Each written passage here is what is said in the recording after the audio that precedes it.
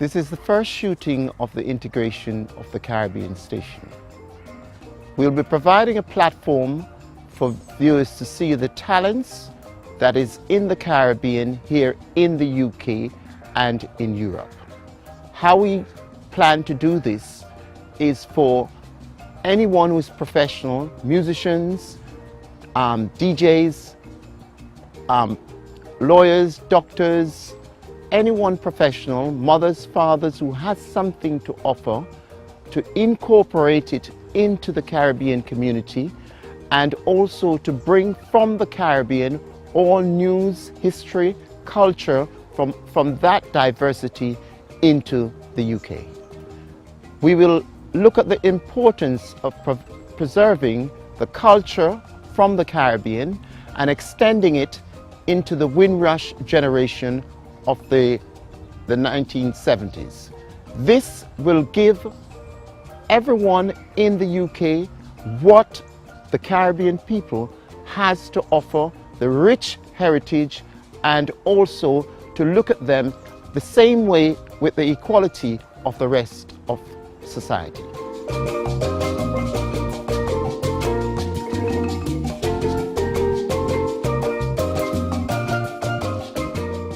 Moreover, furthermore, this is a Jamaican restaurant that we'd like to highlight what they do and the favorite dishes of Jamaica, bringing in the culture, the history, and the cuisine of the country.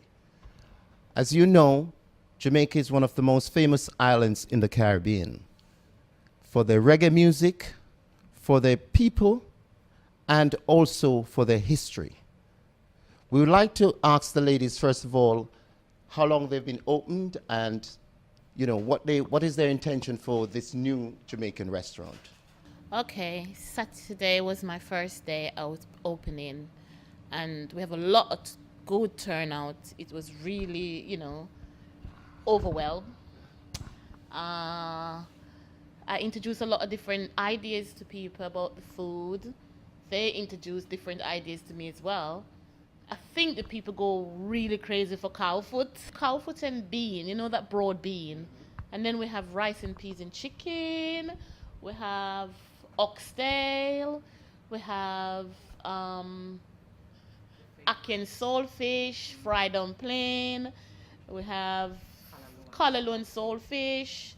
Loads of different, we have red pea soup, goat soup, chicken soup. Oh, we have this drink named Sexy Drink. It's really nice. You have to try that one. And then it's like pineapple and all the natural drink in it. Pineapple, and then I use the condensed milk and spice, all the different spices. Then we have fruit punch. That's a special one. To be honest, I don't do too much oils. I do more natural, stuff like that, and all the burgers and stuff like that. No, I cut that down a bit. We're looking into homemade puddings at the moment, and with the homemade, it's better because we know what we're putting into it, and less preservatives and stuff like that. Also, we're looking into more natural juices, and we're gonna cater for people with diabetes and stuff like that. So we look at coconut water and stuff like that, and we encourage people on a diet as well. And with Marsha's cuisine, it's mostly better because a lot of us now are trying to go to this every easy cooking, McDonald's and stuff like that. When you have this meal, it fills you up and it's better. It's less calories. We try to cook with less, grease, less butter, less that and more, and encourage as well vegetables, steamed vegetables and stuff like that. So we're doing a lot of stuff like that. And again, with water, we encourage all the youngsters to drink a lot of water and not too much fizzy drink, too much, sugary drink, because a lot of sugar is in like the pops and stuff like that. No, I tell them natural drink is better, and please drink a lot of water. Water is good. We're looking on a long term thing, because right here it's good for the environment right here, and where it's at as well, it's in a good spot. And as well as with the community, we want to encourage the community, want to do things for the community and support the community, especially the youngsters. We're looking at a wide variety, not just the eating. And so when people come in, we want to like give them little entertainment, little talks, little encouragement. So Marsha was, motivate, exactly. So Marsha was even thinking of, like quiz nights and stuff like that, little talks, with youngsters, encourage them, jazz nights and stuff like that once a month. So as we progress, See how it goes. but it's to involve the community. Yeah. And the older set of people, we have a lot of them comes in as well. They give us ideas and we give them ideas as well. So we listen to them and they listen to us, and then we try to work things, So it's really good. How would you feel about having a Caribbean TV station? How would you? Wow, that would be nice. That would be really that would be a good. bonus. Yeah. That Yeah. would be a bonus, because a lot of people need to know more about the Caribbean Cultures. and not just the feel of it. Yes, not just the bad side when they show. We need to know the beauty of it and what comes out of the Caribbean. Yeah. What the Caribbean truly So produces. you think there's a definite need and a niche for that? Definitely. definitely. Yes. We do Definitely. need that, yes. Definitely. Yeah. Definitely. We're going to have a look at the Facet Hairdressing Salon to see what happens in there in terms of the black hairdressing, and also what happens in the community of Erdington.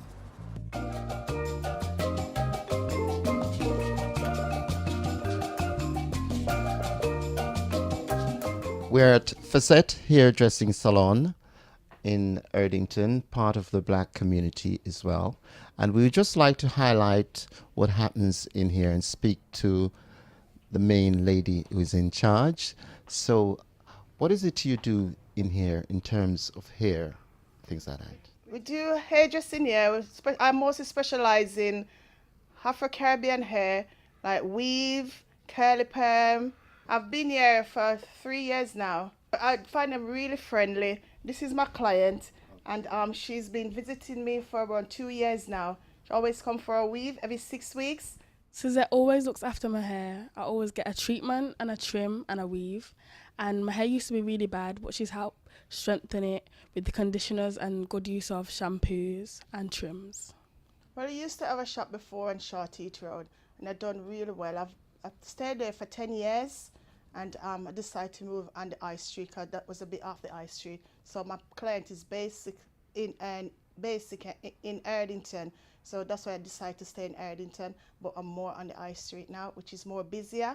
A lot of walk by trader. Going past, and I'm more to the shopping center.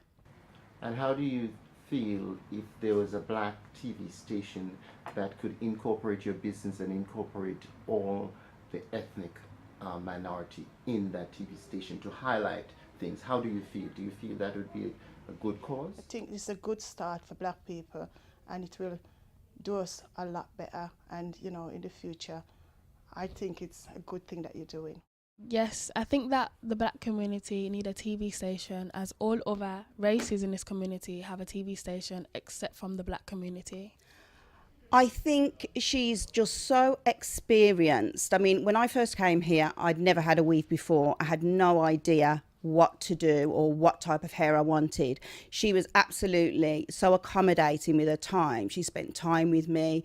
We researched the hair, made sure that, I got the right hair that would suit me. And she's great on advising just how to look after your hair as well as a natural condition. So, yeah, she's full of experience, and I find her so helpful every time I come in. At the moment, there's not a black TV station. It would be fantastic to highlight all of these talents that we've got within the community and promote it and get more people to use the facility. We have these businesses that have opened up. We have the hairdressers, we have the food shops. However, there is so much more talent out there that we could be promoting and using within the community. And also, do you think that the black community is always known for their music and things like that, which is it's part of their history? don't you think we could incorporate that into the TV station to highlight black music on it as well? Do you think? Yes, definitely, because we just don't see enough of this, not just in Birmingham, I think throughout the UK. We don't see enough of it, and, you know, to be run properly. So it reaches into the community and it encourages.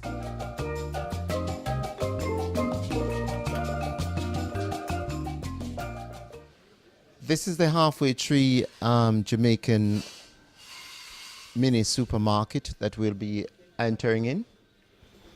I intend to open within in 2 weeks' time. I will be selling food that Caribbean people are accustomed to, things like saltfish, ackee, callaloo, super mould, all the different drinks and beverages. And I will be selling the hard food as well, like yam and banana, and a bit of meat and curry goat, things like that, yes, frozen. I have been in this community for most of my life in Erdington, and I've watched it over the years grown with a lot of black people, all different nationalities, and definitely a lot of black people have moved into the area as well. So it's quite an exciting time to be in Erdington. But so there's definitely a need for people who do not just sell the food, but also understands it, and who understands it and appreciates it as well, not just sell it. Definitely, I think a black Caribbean TV is vital, so we can get our messages across, and so people can appreciate us from we telling them instead of they're telling us, oh, we should be. We all tell them what we are about, and by now we've been in this country 50 years, if not more. By now we should have had one well established by now. It would be nice for people to fully appreciate that black people and Caribbean people are here to stay. We ain't going anywhere, and it's about time they appreciate us for who we are and our contribution that we've made, to the society. Yes, definitely. We would definitely make an impact, and people needs to know their neighbours, people who they're walking past on the street. It'd be nice for us to fully integrate, not just in passing, but fully integrate. We have a lot to offer. We've offered the world a lot already. It's just that we're not appreciated for it. And bringing this TV station would highlight. Hopefully, it will highlight it, and definitely highlight the positive sides of black people and our culture. We've got a very rich culture, and I'm very proud of it. I don't care what people say. I'm very, very proud of my culture. Thank you very much.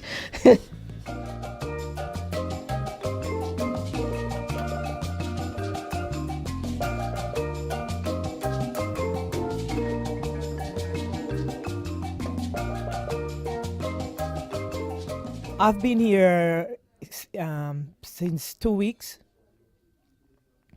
as the Erdington market has been closed down for a very long time, and it have been refurbished and just reopened. We have few shops that operate by different cultural people. As you can see for myself, I'm a Jamaican, and I believe in clothing for not only for my culture people, but from other culture. Although I've been here for 2 weeks, I can see it. People have known anything about it, so I think as soon as it been advertised, it would be up and running. Yes, as you can see, I'm a coordinating person. I like bright colors. So I do try to establish a bit of what I can do. I also do dressmaking, a bit of African designs as well. We need to establish ourselves more because, that people could know who we are and what we are for. We are for food, drink, clothing, and you name it. Well, yes, we need to bring back a bit of Bob Marley.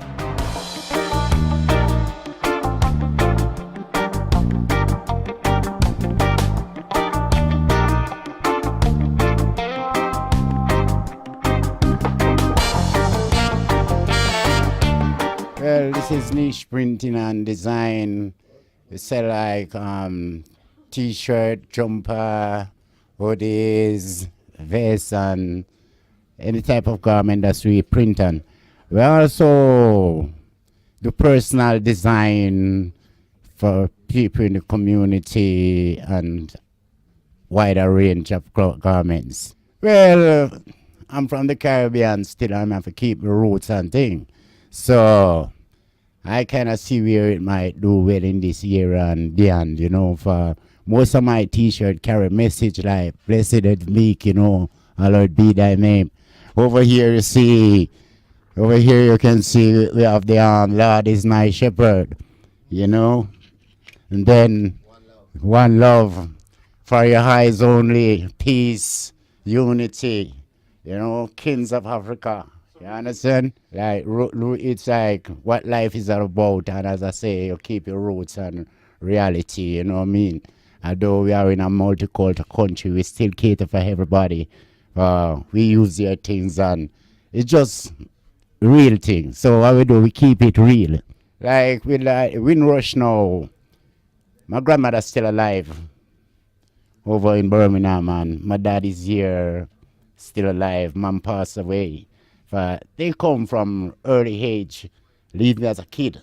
So I know what you mean when you come and Windrush. For enough of us leave our kids back home and plan to go back home and get back the kids, and some take the kids, you know. And it's very unfair. If you see, you build a thing, and when you build it, you still don't enjoy it, you know. So it's all good to, I can't say it's a mistake, but everything come to the light where people understand and know what's going on, you know what I mean? So it's all good. We get back together, join each other, and cooperate and build a better community. Of course, you need a Caribbean station. You know, everybody have a little slice of the cake, you know what I mean? We need a slice of the cake as well, you understand? For we were here before even TV station come across. So we need a slice of the cake.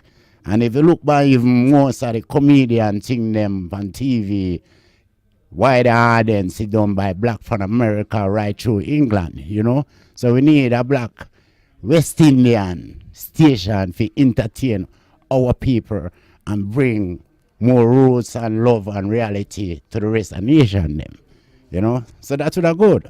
We'll be there. Them see what going on, then see it and then scream. They see what we can do. None of us are comedian, but we do have our own station. None of us are singers, DJ, all kind of thing. But we kind of hold back, you know. There's a platform for that. Yes, yes. Even though you notice the youth them nowadays they are in music, you know, and they can entertain the world, you know, but they don't got a black station to put their own things out there, you know. I've been racing from 1953, 60 meters, 100 meters, 200 meters, and 4, occasionally 8. Pre-masters I done better when I was a master. I had more time to do it because I was a hard worker then. But since I become a masters, I had 17 years unbeaten. I won everything all over the world. Well, a masters mean you got to be over, for a male, you got to be over 40. A female is over 35. 17 world records. Well, it's different now because it's a professional now. And I think maybe I wouldn't enjoy it that much being professional. There's more pressure, you know, being as a masters. When I was young, I used to race a lot. But I didn't have time to run in big races because I used to work actually 7 days a week. A lot more different because with pro it's more open, isn't it? But as an amateur, I used to run for some great clubs. And I always have to run second string when I was number one, so I didn't enjoy it that much. Yeah, but it's not much pleasure now because there's so much money involved. You know what I mean? Like, there's a lot more pressure on the athletes, and they don't seem to enjoy it that much. So if you could turn back the clock, the $64 question is, you know, you wouldn't participate? No, because I had a good time. I had some time in athletics that money can't buy. Oh, that's fantastic. Yeah. And how do you see a Black Caribbean TV station? Do you think there's a need for it in the UK? Yes, of course it is, if it's run properly. We could do it something like that. Because do you know of any, and you know, any Black Caribbean TV station? Do you know of any? No, because to be honest with you, I'm only interested in one thing, and it's sports. Cricket, football and athletics. Anything in sports, horse racing, dog racing, I'm interested. I don't take any interest in anything else. But it would be good to bring the Caribbean community from back home for them to hear the news and thing here, right here in the UK. Wouldn't it be a good media tool? Well, everything is good, isn't it? Because we're moving into more or less what you would say is a different era now, isn't it? And something new coming, properly run, is very interesting. Thank you very much.